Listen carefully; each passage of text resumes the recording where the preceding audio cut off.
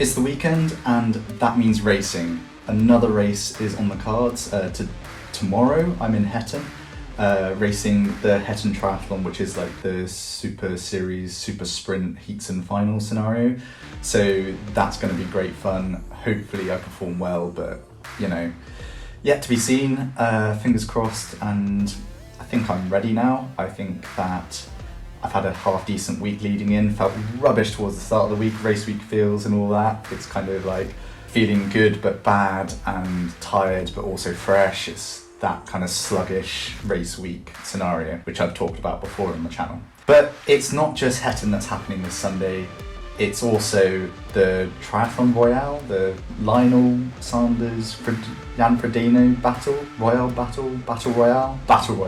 That's happening this weekend. And we were talking about it in the middle of the week, some of the guys and I, and we were just like, what is Lionel getting out of this? And what's Jan getting out of this? Surely there's something more than just publicity, because obviously it's a massive publicity stunt. That's the fact of the matter. It's great for their sponsors, it's great for the sport. Unbelievable for the sport, may I add. Like, it reminds me of the Mayweather-McGregor fight, and the fact that it was just a massive publicity stunt. Like, one was always going to lose, and we kind of knew who that was. Kind of similar to this scenario. But at the same time, it raised the profile of the sport massively. So there's been loads of stuff on this week, and I just thought I'd give my 2 pence on what might be going on. Loads of people are saying that Jan's going to walk the park and just basically trounce Lionel, which I can see for sure. Like, if history repeats itself, Jan is the far better athlete.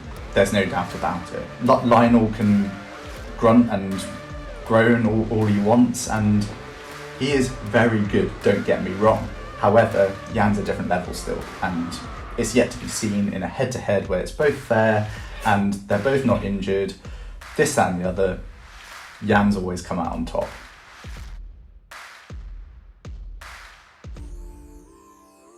So all in all, is it going to be a fair race in terms of, is it going to be close? If it all goes down how it should, probably not. Jan should be miles ahead. So then it's like, well, if the race isn't going to be close, it's not going to be that publicly kind of engaging, I guess, in that respect.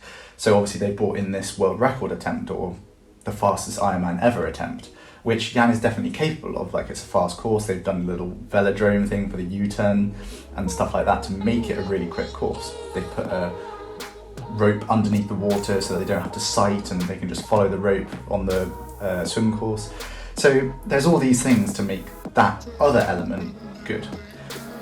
But again, why is Jan doing this? Why is Lionel doing this? People only tend to have about 2 to 3 Ironman full distances in their system over a season. Jan is already qualified for Kona. That is everyone's big aim, Kona. If it's not, I don't know what's happening, but it should be. So Kona's the main aim. Jan's qualified, he doesn't have to do any Ironmans to qualify. Lionel has not qualified yet, and he's already done an Ironman Coeur d'Alene, of which he completely bonked in on the run. Now he's going to do the Battle Royale with Jan, another full Ironman. Then he has to do another Ironman in order to qualify for Kona, and then he has to do Kona. That's 4 Ironmans. In theory, you only really want to do 2 Ironmans prior to Kona in order to make sure you've qualified, ideally 1. Lucy Charles has spoken about this before, and other people have kind of, history suggests that that's the way to do it. So Tim O'Donnell came into Kona pretty fresh. There's no chance that Lionel's going to go to Kona fresh anymore, because he's going to have to do an Ironman pretty close in order to qualify. So again, bringing it back to Jan, why is he doing it? He hasn't done an Ironman this year, and therefore, could this be beneficial to him to go through the systems, go through the process, and actually have one under his belt? You may ask, why hasn't he done one yet? Why didn't he do Coeur d'Alene, or why isn't he going to do one in the future? So you could hypothesize about this a few different ways, but I reckon Coeur d'Alene he wasn't race fit for at the time. This is speculation, obviously everything I say is my own opinion. And that meant that he didn't want to do that because he wasn't going to be in the shape that he wanted to be to, say, do Kona or to have a proper Ironman attempt. So that brings up this one. I think he's trained through that period and now he's ready to do a full Ironman distance. Why isn't he going to do one sometime soon that isn't this? Maybe that's too close to Kona. And maybe there's not one in the next couple of weeks that fits his schedule.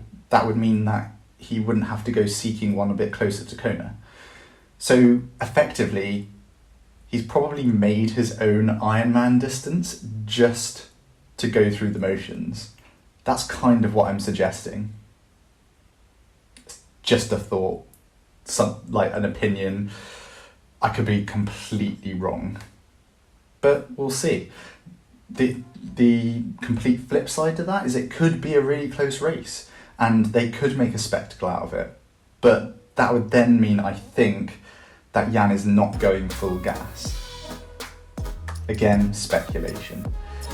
So that's kind of my thinking about it. I think it's a convenient time for Jan to go and do an Ironman distance. He's put one on to go through the motions and brought Lionel in for a bit of a kind of publicity stunt. Yeah, I think it could well be that. Again, just food for thought. It's gonna be good. I'm gonna watch it regardless. Like, I think it's gonna be good fun to watch. They'll definitely do a good job in terms of promoting it, which they have been doing over the past couple of weeks and months. But also the production value is going to be up there because they want it to be up there. And finally, I think the sport needs this. I think it needs the production value. I think it needs to be publicised. I think the sport needs to have this kind of media presence in order to bump it up. If you think about the top sports in the world in terms of revenue and kind of salaries and monetary value, they're all televised around the world. You've got F1, you've got NFL, football, all of those have so much money in the sport and they're aired to so many different people. How can you make triathlon interesting? How can you make the different kind of scenarios a bit more engaging for the audience? And this is definitely one of them. And so Super League, I think Super League does a great job of that. I think ITU could do a better job of it and just invest a little bit of money into the media production and try and get people a little bit more involved. So yeah, we'll see. I mean, cycling does it, why can't triathlon? Yeah, I think that food for thought. Let me know your comments below and don't forget to like and subscribe, and I'll try and bring you a little bit more of an update into how it goes at Hetton. So fingers crossed, I'll see you next time for an update.